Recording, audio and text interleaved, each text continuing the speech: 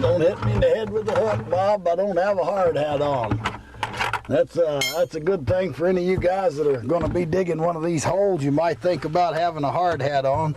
Don't do it like old Buzzard here, but ain't we having fun way down here in Mother Earth? Well, I tell you what, we're out here and we're in the hole. And let me explain some about what we're doing. Well, this area, the area that we're in out here, contains gold, and it's a known area for gold. And I found a shovel sticking in the side over here a while ago, and I'll pull it out there and show it to you. I pulled it out right underneath this rock right here. So the old timers worked down here, and or somebody did many years ago.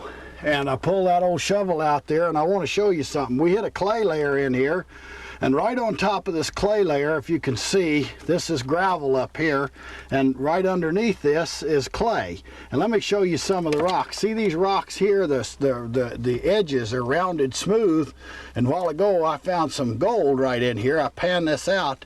You take this area out that's laying right on the clay. Now it's not even. See how smooth and rounded that rock is, and the iron oxide, and you can see the pyrites and stuff right in here in it. See there's another rock, and all these little rocks here are all rounded, and by that they've been washed round by river action. The water come through and it washed these round rocks in here. And what we suspicion is that this clay that we hit is a false bedrock. Now what do I mean by false bedrock? It's some kind of a decomposed rock, mud or sediment or something, and it continues down here. This looks like a decomposed rock. I found pieces of quartz in here. That layer, the same layer that's over here, runs underneath these big boulders, and the gold, the better gold, the larger nuggets, tend to lay right on the bottom, right on top of this clay layer. Now if we can get through the clay layer and into a gravel layer below, it could be just a real bonanza. And that's what old Bob and I are working on, and we're digging this test hole down in here. Now, let me tell you that when you're mining, you can sure get your exercise, and you start working in a hole like this, you can get some exercise too. And you want to be really careful. You want to make sure that none of these big old boulders and stuff like that come in on you. We've been doing this for a long time, so we're kind of experienced at this, digging holes out here in the ground. And when we're all done, for you environmentalists, we're going to fill the hole back in. We're just running a test down to see what we got here. We're digging a hole down, and then when we get done, we fill it all back in again, and maybe we'll leave a little bottle down there. Bob suggested that we leave a little bottle way in the bottom of our hole for anybody else that might come along and dig in the bottom of it. We're down now in this level. We're down here, oh, let's see, I'm 6'3", so that must be about 5 foot to the bottom of our hole. We feel like that we can enlarge our hole somewhat. You can see down here where I'm standing, the material has several different layers in it. Right down here in the very bottom where I'm digging, I've got a brown layer, if you can see that, and I've got some mica schist down in there, and we've got little hunks of quartz. And let me show you the rock down in here. Now this rock down in here, if you can see it, this is all angular, real angular rock. It's let me just dig some of it out here and I'll show it to you. Now there's some gold in this. We're still getting some gold, but look at here, right here, I'll just dig this piece right out of the side here if I can. But see that? Now that's a piece of quartz, and see how rough and angular that material is. That's all rough and angular there, and that means that that hasn't moved in a creek, that this possibly is decomposed, or something happened in Mother Nature real fast, an earthquake, a volcano, or something that put this layer in here. Now if below this layer there's a river washed gravel layer where we get these round smooth rocks again, then old Bob and I will be smoking them big long Savannah cigars, and we'll be riding around in limousines with plenty of money, because I'll tell you what, they didn't get it all. They didn't get all the gold in this upper stuff. We've been running a lot of that through our sluice box set up over there, what we call Highbanker, and we're about 100 yards from the creek. And we're just digging a hole down. We haven't struck any water in here or anything, and we're just going down. It's a dry year, so it gives us an opportunity to poke this hole down and maybe hit that bonanza gravel below it. If we hit some bonanza gravel, or maybe a Chinese tunnel or something, we found a Chinese coin, and we found looked like an old opium box up in the upper stuff up here. So we know the Chinese worked this area. And if we break through and find a tunnel down there, then that means that the Chinese broke through into it and tunneled around in that bedrock gravel, and they were pretty good at that. I don't suspicion that we'll find that, because I think that if we find gravel down there, it could be a bonanza. Of course, then again, we might just be getting some exercise out here, but at least we didn't have to pay $90 to go down to the gym and get it. So I'm going to quit jawing and get back to digging, and then we're going to lift some more material out and run it through our high banker. And when we really need the gold, we work this layer right on top of the clay. And every area is different. The old timers didn't get all the gold. They say that they got less than 5%.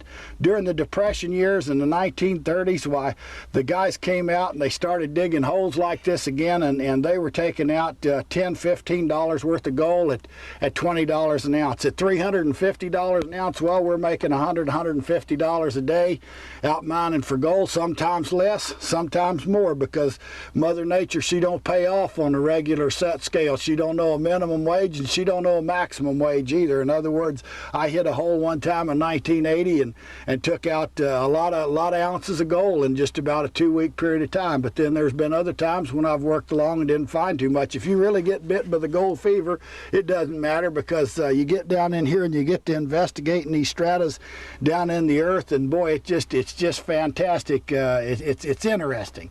It's interesting, and you can get some gold with it too. So let me go ahead and fill some buckets up, and I'll send them up to Bob, and then we'll go up there and talk with him a little bit, and we'll take some of this material over and we'll run it through the high banker and show you how the high banker works, and then we're going to take it over and we're going to wash it out and see if we get any gold. Get that final process down there for you and give you an idea of how we do it. And we do it a lot different in different locations. Now, we do it one way here because our gold is coarse. We might do it a different way on the beach at Nome because the gold is real fine there.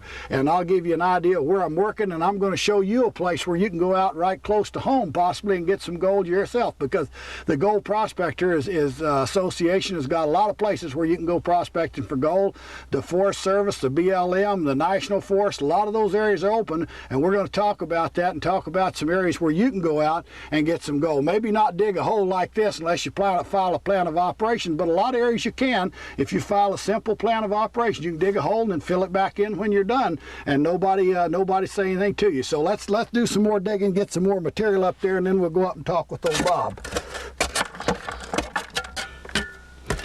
Okay, let's send this bucket up to you, Bob. And then I'm going to come out of here and we're going to take a look and see what we got in that sluice box and talk about cleaning up. All right. Okay, take her on up. And I'm going to come right on up out of here. Well, we got quite a hole going down there, Robert. That looking pretty good. Now, we know that there's more gold right on top of that layer than we're getting down in that clay, but we're getting enough down in the clay to make it interesting to run a test to get on through there and get our ladder on down a little bit deeper. Well, what do you think, Bob? Are we rich yet? I don't know. We got a hole about 18 feet deep there, though, George. Well, it's getting on down there. I'll tell you something now. When you go out to do this on your own, be careful.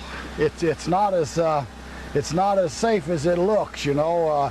I've been at it for 30 years, and Bob and I, we get a lot of gold when we go out, but don't be discouraged if you don't get it the first time, and be real careful. Make sure that none of them big rocks are hanging over you, and if they are and they're loose, well, take them out of the side and stuff. And let's go down now and take a look in our sluice box, and that's the tail of the deal there, and that'll tell us whether we're getting any gold. Okay, Bob, let's run this last little bit of a bucket through here, and then we'll shut down. Now what we've got is I've got some grizzlies in here, and this is just a regular high banker. Just a regular high banker. We've got water coming into it. We've got grizzlies to grizzle off the larger rocks, and the smaller stuff goes down over our sluice box. And then the gold, which is heavy, will be trapped underneath the ripples, and the lighter and larger material washed out of our box. Bob and I have been feeding the box for some time, and this is Bob Clem. Say hello to your mother, Bob. Anyway, Bob and I, we mine a lot together, and Bob's from Arizona, and we get out and we dig on the weekends and stuff like that, and we got a pretty good hole going here. So let's shut the water off. I'll turn this valve here, and then we'll shut this one off here. And let's take a look in there, Bob, and in there already. see if we can see anything. You see any gold in the box? Color in there. You got better eyes than I do. Where do you see it at? Right there, I just seen one right there. Oh man, look at that. You do have good eyes, Bob. Look at this baby right here. Oh man, stuck down in there. You got something to get it out with? I don't know if the folks at home can see that or not, but that is a nice nugget. Now that had to come right off of the top of the, let's see if you got something there to dig it out with. Oh man, that's almost one of them swearing nuggets. Look at that baby, huh? Look at that nugget. That's a chunk of gold. Now what would you say that's worth, Bob? Probably on a necklace, I'd say 75 bucks. 75 or $100? Well, that's a nice little find, and I tell you what we're going to do. We're going to wash all this out, take it over and clean up, see if we can find some more in there. Maybe that's not the only one that's hid down in there, but that's a really a nice one. Okay. Little nugget there. Now, that's the first time that nugget's ever been seen. It's been hiding in the Mother Earth down there in that old clay streak for millions of years. And look at that baby. Isn't that nice? I'll tell you, when you find something like that, folks, and you're out here in the woods, there's no feeling in the world like it. It don't get any better than this, does it, Robert? Let's clean this thing out. All right, let's take a little break first and get the washout tray, and we'll clean it out, and we'll show you how that works. Okay, what we're going to do now is we're going to clean up. We're going to take all the stuff that's in our sluice box and wash it down into this tub. And Bob and I are going to flip the thing here and pull the riffles. The riffles come up like that. Tub, everything comes out. We'll wash that other piece of carpet out up there. I think you got to go inside there, Bob. Yeah. Pull that loose. Piece up in here. There's a wing nut on that. And then what I'm going to do is I'm going to take and just wash the carpet out. Now what the carpet does, it catches all the flour gold. And then of course the bigger gold, the nuggets are caught in the riffles, as you saw with that big nugget. And then we got the smaller gold. And if we got any other nuggets, well, they'll be washed right down here into this thing. Let me get this up out of your way, Bob. Get the nut off. Lay that carpet. You need to get a wrench for that up in there. Let me see if I can get it. Okay, I got the wrench here. Get that loosened up, Bob. Hang on to that for me. And one thing you might notice too while I'm working on that, show them that wrench, Bob. Notice that nice orange color paint that I got painted on all them tools? Well, that's to keep me from losing. And oh man, look at there, Bob. There's a couple of nice little pieces going right in the box. That always looks good. Yeah, hey, look at that. Well, we'll wash that little booger right on down there, Bob. Might not be too bad a weekend out here, huh? Okay. Well, we've been out on this hole before, and we've always done pretty good. There's another little piece. Look at that piece. Now, I'll bet you, Bob, that stuff right there, I'll bet you that come out of the decomposed stuff down below down there, and that's looking real good. That piece right is. There, George. So anyway, let me lay this nut and stuff here, and let's take this tub. Now, what we've done, we've washed everything out of our sluice box. Now, this is what we call concentrates. You know, we refer to different terms in mining. We say concentrates and black sand and hematite and leverite and all those things. But the stuff that's in our tub here is what we call concentrates. And let me just wash that piece of carpet there out. That's the carpet out of our head box.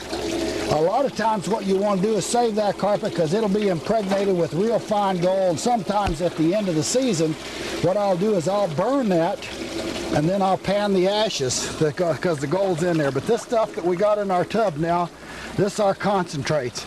We're going to take this down and we're going to work it out, and we're going to work out the fine gold and stuff. Normally, I take this stuff home, but this weekend we're going to work it out right here so we can show you how we do it, okay? So let's go down and work this out, Bob. Let's go, George.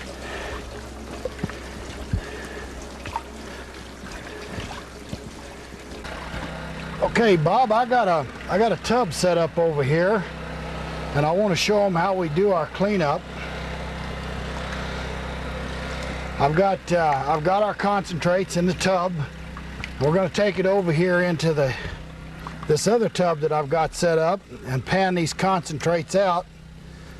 I got me a nice bucket here. I'm going to pour off some of the excess waters so we don't get too much mud. And Bob, if you'll sit down over there and hold that screen for me, we'll work these concentrates out. Okay, you got that little nugget there? Yeah. Now this is about an 1/8 inch screen that I'm using. I got a gold pan here. Bob's going to hold it for me. This is a homemade screen. You can buy screens already made. So what he's doing is he's holding that underneath there, and I'm just going to wash the material out from the sluice box that we had. Going to wash that down through the screen, and then we're going to take, let me get all that material washed out there. Some of it kind of sticks in there, you know. Okay, we got that all washed out into the screen. Now we're going to go in and screen it and shake that material through. Now, anything that'll go through that 1/8 inch screen will go through there. Now let's take the stuff from the screen and I'll dump that all into this pan here. Okay, so any larger nuggets should be in this pan. Check our screen to make sure there's nothing sticking in there. Any larger nuggets then should be in this, and the finer stuff should be in that other pan over there. And I like to kind of take a look at this stuff. We're finding some limestone, fragmented limestone, some quartz pieces down in there, a lot of leverite. You all know what leverite is. That's leave it right where you found it because it isn't worth anything. Now, you can pan this fairly fast. I like to look at all these rocks because that gives me an idea what's in there and see how angular that rock is. So let's just pan this down right quick. Now these pans have got these traps in them, make gold panning really a snap even for the beginner, because the gold is heavy. It has a specific gravity of 19. It'll drop in, allow that lighter material just to flow right over the top. I use a tub because, you know, I want to make sure that I don't lose any gold, but let's just float it out there and pan it down and see if we can see any gold in this stuff that we've been working. Look there, Bob, there's some more nuggets. Look at those nuggets. Now, see, we screened this, so we don't have any fine material. All we got is the larger gold in here, and look at those nuggets. Aren't those beauties? And they just lay right in there. That's why we screen it, because it makes that panning so easy. Look, there's 4 nice nuggets. And we saw that one in the sluice box, but these 3 are strangers. Those are really nice. Now you see this nugget here, if you can get a close-up, this nugget is real rough.